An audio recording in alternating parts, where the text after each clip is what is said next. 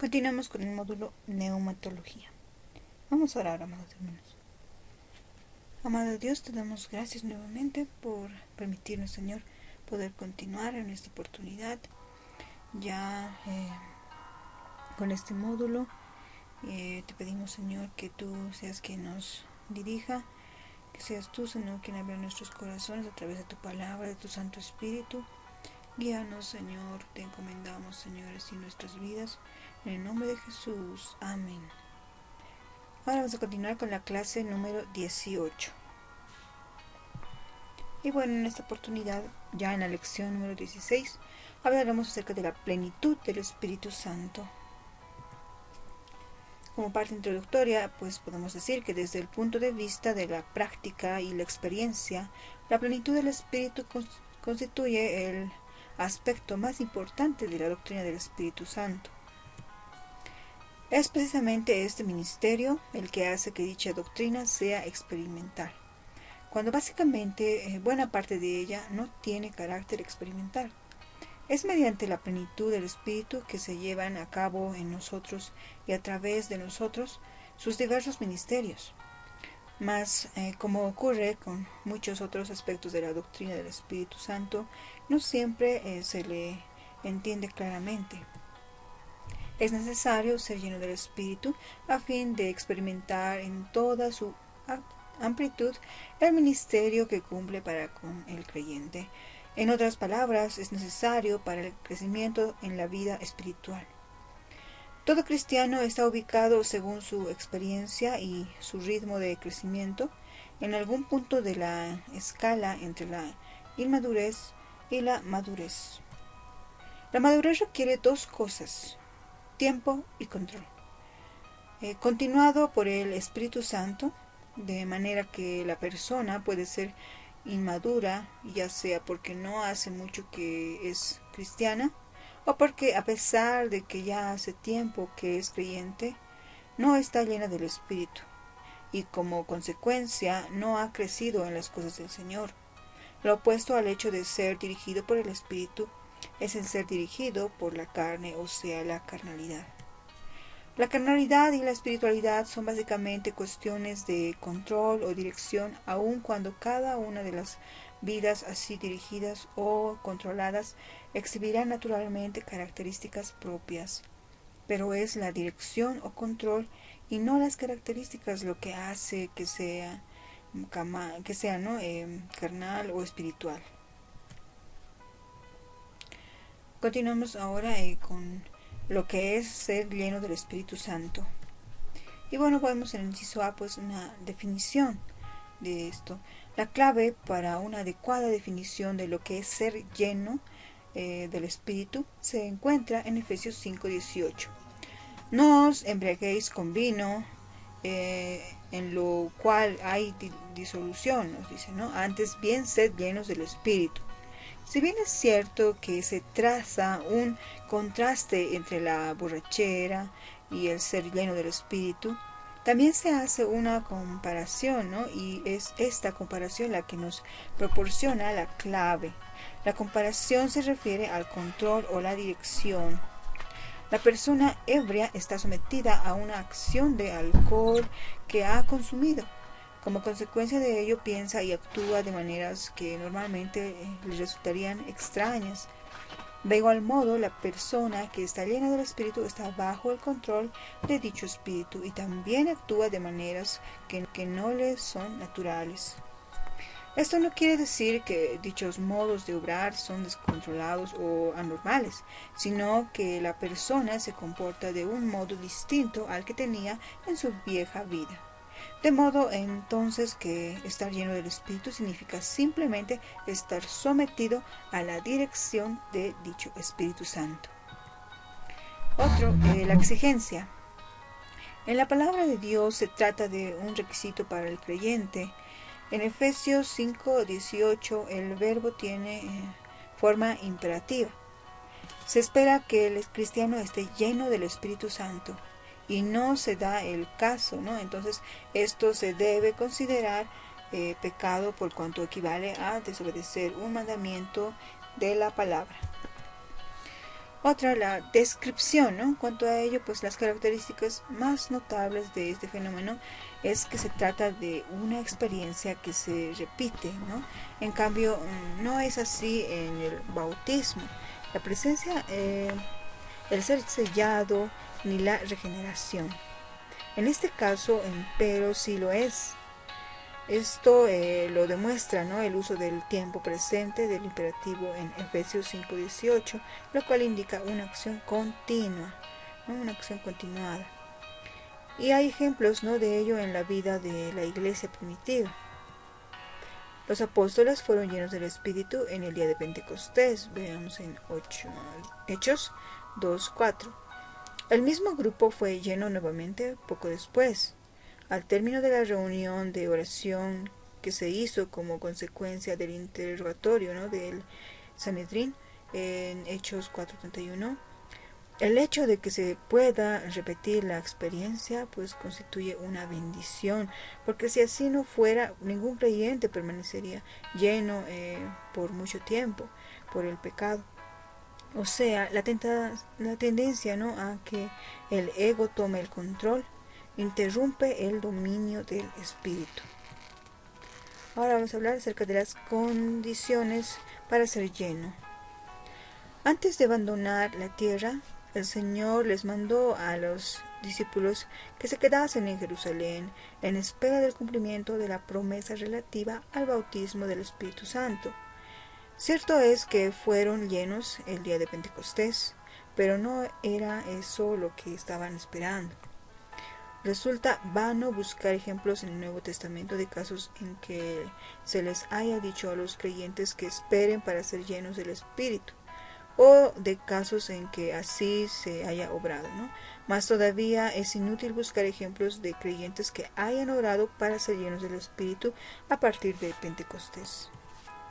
Lo que más se acerca a esto es la oración del apóstol Pablo a favor de los creyentes de Éfeso.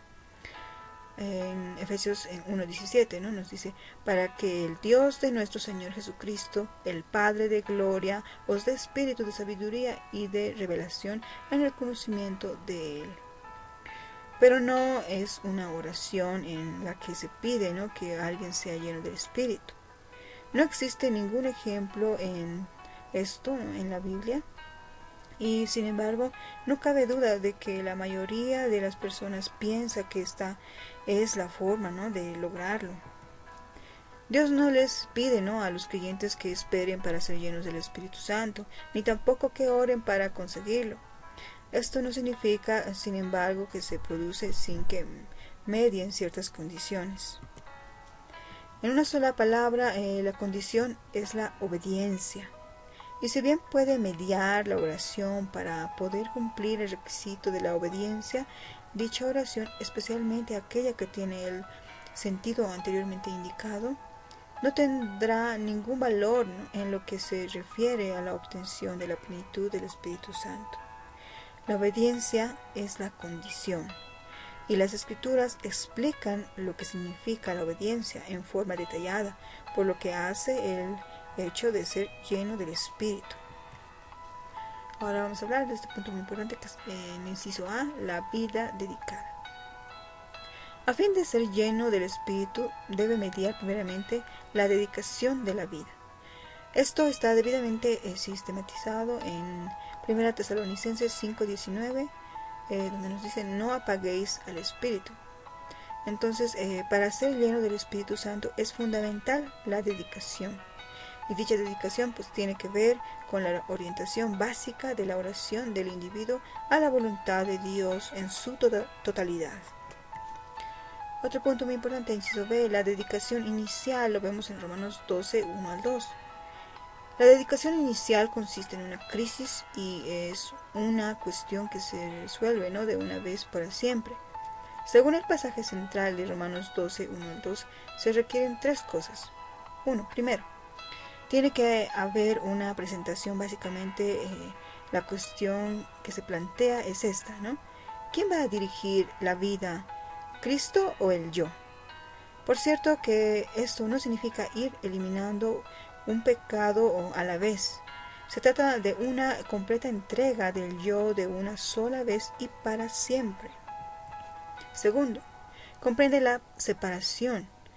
El tiempo verbal es el presente y el modo es imperativo, lo cual significa dejad de conformaros a este siglo. La palabra es muy gráfica.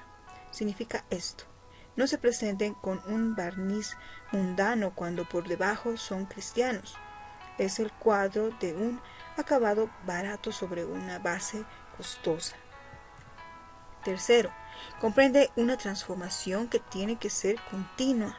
Dicha transformación está centrada en la mente porque es ahí donde se manejan los pensamientos que orientan la vida. Esa transformación dará como resultado el conocimiento de la voluntad de Dios. Para todo esto, empero, es fundamental el acto inicial de presentación o dedicación. Esto último tiene que acontecer primero, ¿no? De otro modo, no puede haber ni separación ni transformación. Ahora vamos a ver acerca de la dedicación continua. La vida dedicada requiere dirección, porque la dedicación sola no garantiza automáticamente la solución a todos los problemas de la vida. Sí garantiza o debiera hacerlo, ¿no?, el que cuando el cristiano se enfrenta con un problema, lo único que tendría que hacer es discernir la voluntad de Dios en lugar de tener que resolver si la va a cumplir o no. Pero a fin de saber cuál sea la voluntad de Dios en circunstancias particulares, resulta necesario contar con la dirección del Espíritu Santo y luego obrar de conformidad con dicha dirección para ser lleno del Espíritu. Es el Espíritu el que guía, nos dice Romanos 8:14, y hace fundamentalmente mediante la comunión que se tiene con Él, la cual presupone la entrega que implica la dedicación inicial. De este modo, la dedicación se mantiene activa y pertinente mediante la dirección diaria del Espíritu a medida que el creyente desenvuelve su vida en comunión con Él. Entonces, para llevar esta obra en plenitud es fundamental el conocimiento de la palabra de Dios.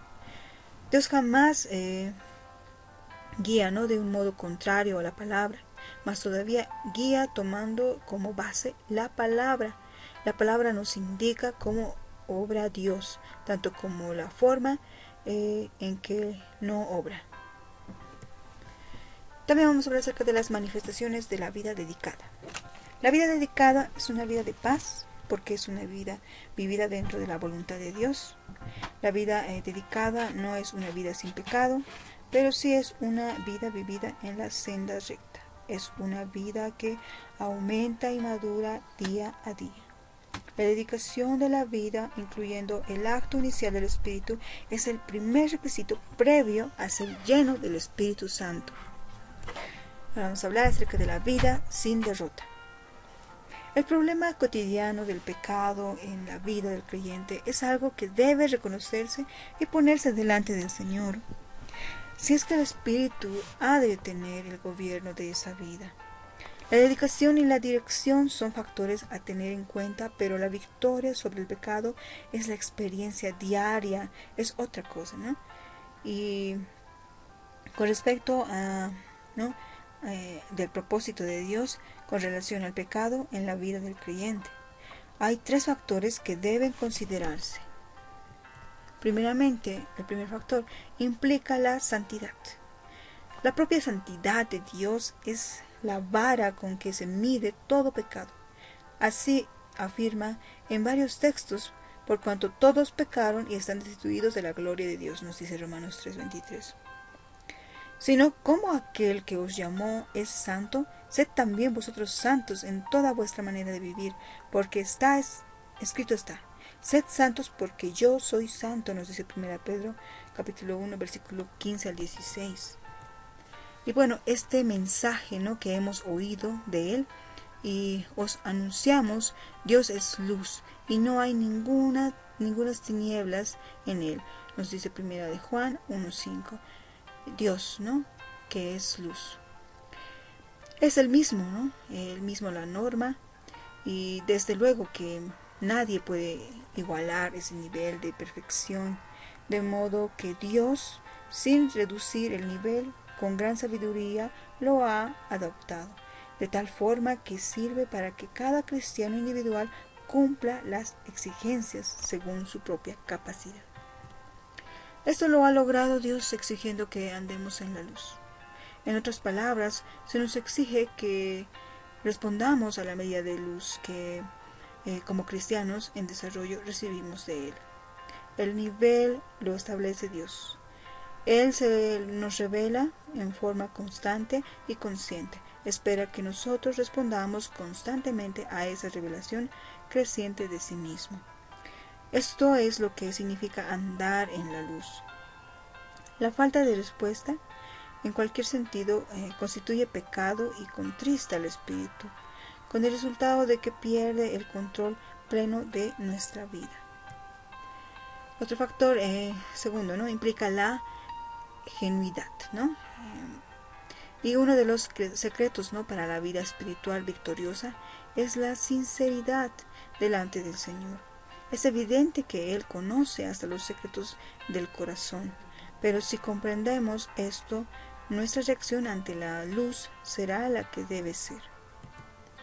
Tercer factor implica también la gracia. La gracia se hace necesaria en este andar, sencillamente porque no podemos evitar el caer, pero cuando fracasamos, Dios no nos abandona. Nos perdona cuando confesamos nuestros pecados, nos dice 1 Juan 1:9. Si no fuera por su gracia, ya hace mucho que nos hubiéramos perdido todos. Y bueno, ya pasando a este punto, también vemos la vida en dependencia. Finalmente, pues la vida llena del Espíritu es una vida vivida en dependencia. En Gálatas 5:16 nos dice: digo pues, andad según el Espíritu, y no cumpliréis los deseos de la carne. Por su misma naturaleza, el hecho de andar o caminar representa una sucesión de actos dependientes.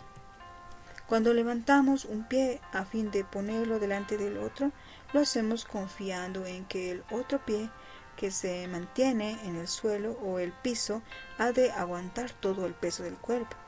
Cada uno de los pies obra, ¿no?, a su turno como apoyo, mientras el otro pie realiza el movimiento hacia adelante. Solo es posible progresar si andamos con la fe puesta en el otro pie, ¿no?, y dependiendo de él. En este versículo de Gálatas se le recuerda al cristiano que a fin de andar o caminar y progresar en la vida cristiana tiene que hacerlo por fe, lo cual significa vivir dependiendo del Espíritu Santo. Andad por el Espíritu es la traducción correcta para esto. Ahora vamos a hablar acerca de las consecuencias de ser llenos del Espíritu Santo y cuáles son. Primero, ¿no?, inciso A, un carácter semejante al de Cristo. Esto nos dice en Gálatas 5, 22 al 23. En Gálatas 5, pues el fruto del Espíritu está inseparablemente ligado al ser lleno del Espíritu. En dicho capítulo, el apóstol Pablo hace un contraste entre las obras de la carne y del fruto del Espíritu. Afirma que el modo de evitar los deseos de la carne es el de caminar dependiendo del Espíritu, lo cual es condición para ser lleno. Luego describe gráficamente los deseos de la carne y los compara con el fruto del Espíritu. A menudo se ha señalado, ¿no?, que dicho fruto, producto del ser lleno del Espíritu, es un cuadro perfecto de la semejanza a Cristo. Por lo tanto, podemos decir que una de las consecuencias del hecho de ser lleno del Espíritu es la manifestación de las características que nos hacen semejantes a Cristo. Y si se ve, pues vemos acá la adoración y la alabanza. Lo podemos ver en Efesios 5, versículo 18 al 20, ¿no? Y en su contexto, pues el versículo clásico sobre la plenitud del Espíritu, que es Efesios 5, 18, viene seguido inmediatamente de por no menos 4 consecuencias, ¿no?, que se nos derivan de la misma. La primera consecuencia. Es la expresión audible de manifestaciones de alabanza, hablando unos a otros. Nótese la traducción correcta, ¿no? Con salmos, himnos y cantos espirituales.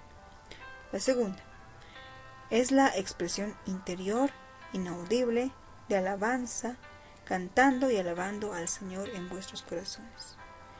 Tercera, consecuencia de la vida, ¿no?, regida por el Espíritu, es un corazón agradecido. Y bueno, vemos en este punto la sumisión. En Efesios 5:21 pues podemos verlo, ¿no? Y vemos que otra consecuencia de estar lleno del Espíritu Santo es la sumisión de unos a otros. Sumisión que tiene su influencia en todas las relaciones de la vida, de tal modo que reunirán la paz y la armonía entre marido y mujer, entre padres e hijos, entre patrones y empleados. Si el yo está en control, las manifestaciones serán las del yo egoísta, lo cual destruirá la armonía que debería existir en todas las relaciones interpersonales. Otro, el servicio. Lo vemos en Juan 7:37-39. Cuando se recibe a Cristo, no es solamente que la sed espiritual del propio individuo se satisface, sino que la bendición que recibe se transforma en bendición para otros. El creyente no solo se satisface a sí mismo, sino que el que lo recibe, ¿no?, desborda y se convierte en servicio para los demás. Este desbordamiento es ministerio del Espíritu Santo, que actúa dirigiendo la vida del creyente. Y según las palabras del propio Señor, se trata de un ministerio característico de la época actual. Ahora, en conclusión, podemos decir, ¿no?, que de manera de ser lleno del Espíritu es ser dirigido por Él, ¿no?, por medio de su palabra y la oración. Y para poder ser dirigido de este modo, pues se hace necesaria la dedicación de la vida, la victoria sobre el poder del pecado que impera y una dependencia constante del Espíritu Santo. De esta manera habríamos concluido con esta lección. Y nuevamente, Padre amado, te damos gracias porque, Señor, tú haces, ¿no?, realmente maravillas con cada uno de tus hijos. Señor, gracias por tu misericordia, gracias por la gracia que tú nos das. Bendito eres, Señor. Alabado sea tu nombre, toda la honra y toda la gloria para ti. Porque, Padre, Señor, a través de tu palabra nos dices verdades al corazón, Señor, que nos confrontan, Señor, muchas veces y nos llena de enseñanza, Señor, sabiduría. Gracias, Padre, por todas tus palabras, Señor, en este día. Así, Señor, disponemos nuestros corazones y también te entregamos nuestras vidas para que se haga siempre tu voluntad, ¿no? Y puedas guiarnos a través del Espíritu Santo, que obra en nuestras vidas y las transforme. Gracias, Señor, te damos. Amén.